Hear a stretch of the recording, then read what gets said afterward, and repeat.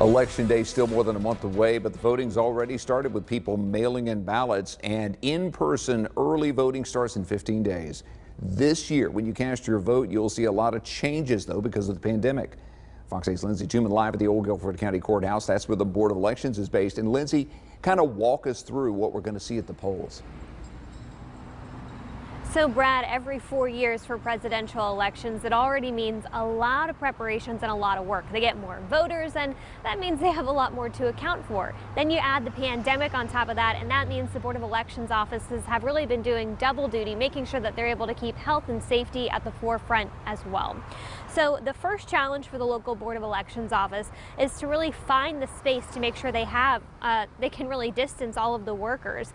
Now, with more people casting mail-in ballots, that means bringing in more workers to count all the ballots. So there needs to be a lot more room than there used to really space all those workers out.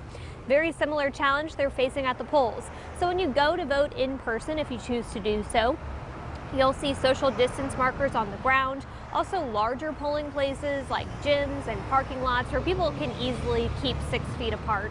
The Board of Elections has also been working through plans to get a lot of PPE, that's personal protective equipment, and cleaning supplies as well. That way the poll workers can feel safe while they work on election day and during early voting as well.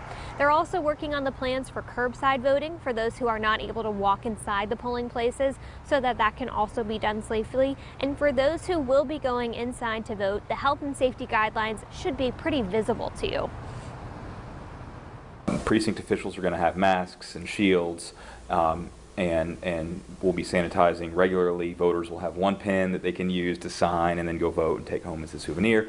So we're going to do our best to social distance there and clean. As voters exit certain areas, we'll go clean those areas and be ready for the next voter.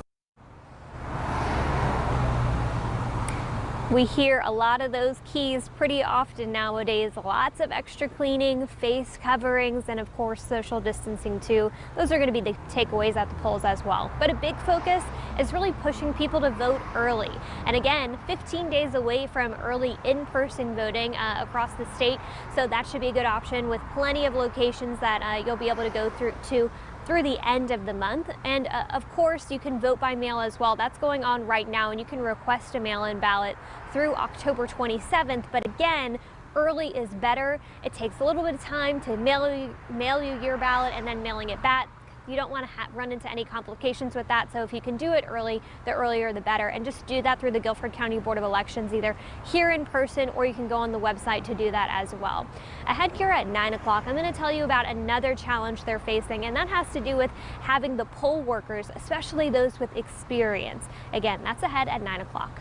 Live in Guilford County, Lindsay Tuman, Fox 8 News.